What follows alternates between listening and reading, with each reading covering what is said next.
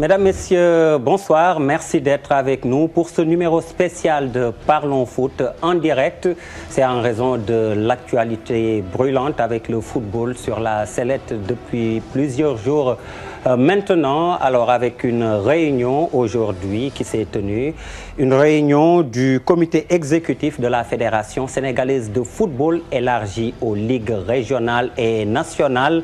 Des décisions ont été prises. Alors, pour commenter ces décisions, déjà portées à la connaissance du public, ces informations, nous avons avec nous le président de la commission juridique, Abdoulaye Sow.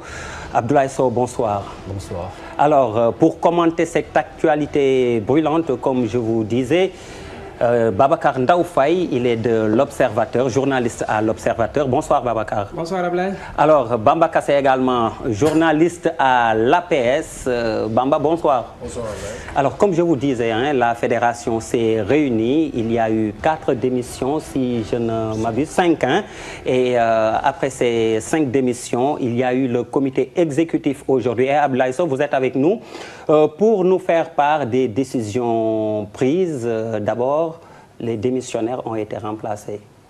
Absolument, je voudrais d'abord vous saluer l'ensemble des téléspectateurs de la TFM et peut-être dire très clairement qu'après cette cascade de démissions, même si le terme cascade est assez exagéré, il n'y a que 5 sur 23, et nous avions pris la responsabilité de convoquer aujourd'hui le comité exécutif. Non pas de constater les démissions, elles étaient déjà constatées de fait, mais à l'effet d'apprécier et d'entendre les présidents des régions, de toutes les régions, et aussi avoir l'avis de la Ligue de football amateur et de la Ligue de football professionnel.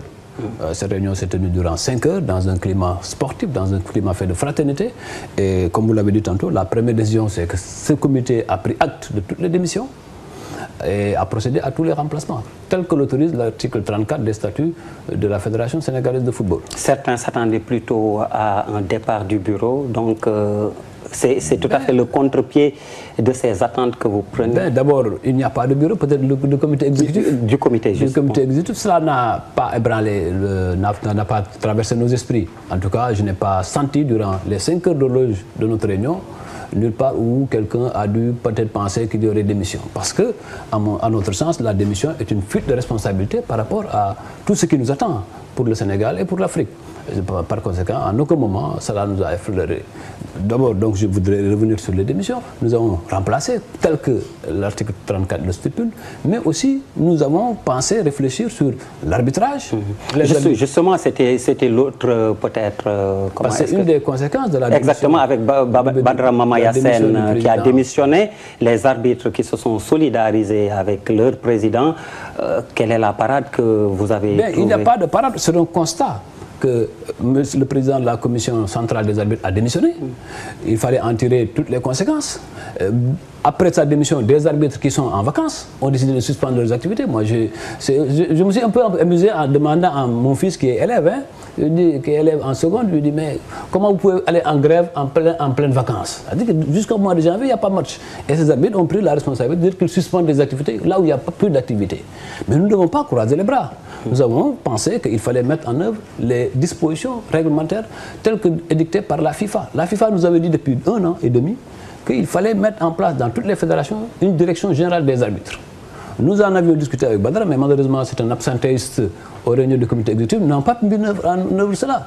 Par conséquent, quand il a démissionné, le nouveau président de la commission centrale des arbitres, le président Mamadou Ndiaye, nous l'avons chargé de mettre en œuvre, tout mettre en œuvre pour que la direction des arbitres, la direction générale des arbitres... Si je peux m'exprimer ainsi concernant les arbitres, si je vous comprends bien, vous faites d'une pierre 2 coups.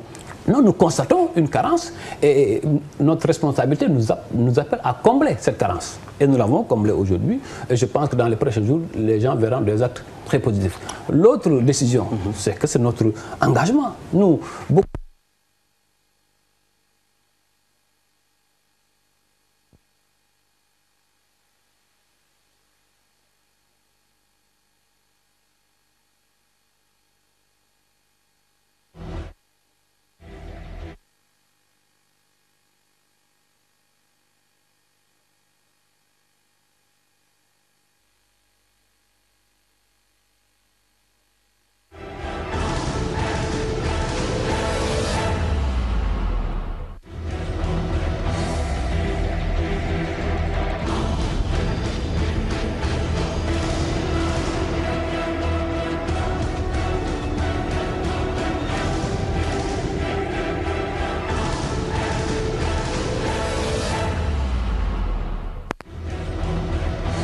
yaay président commission juridique te comité exécutif bi nga xam ni juróom dañ ci tekki woon seen nombo tànk ci 23 yi ko séq comité bi kon daje na tey te dañ ko yaataloon ligue régionale ak ligue nationale mu am ay dogal yu am solo yoo xam ni tukkee na ci sànq la ndaje mi jeex yan dogal la ñi démissionné nu ngeen def ak ñoom ak arbitre yi tamit indi coow nu ngeen def ak ñoom.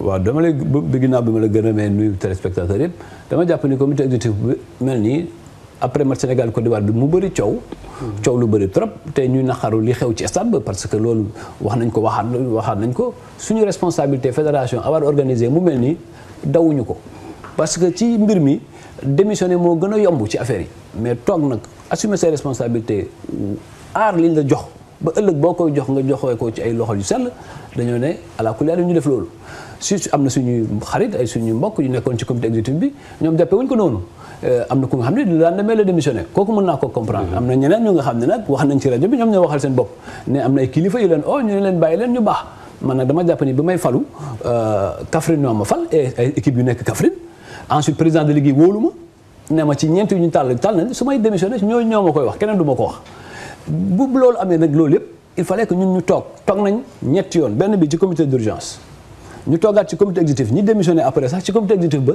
décision yëpp dañ cee ànd mais après ñu gis loolu mais nag mbir mi boo nekkee responsable doo toog rek constaté nga ne affaire bi naa tokk li bët ñu ne tey nañ toog au président de ligue yëpp 14 régions yi te yàlla def na ni tey 14 régions yi benn manqué wul benn laa wax manqué wul même rek ligue bu Diourbel ak ligue bu Tamba ñi nga xam ne seen président nee na ñoom démissionné nañ seen premier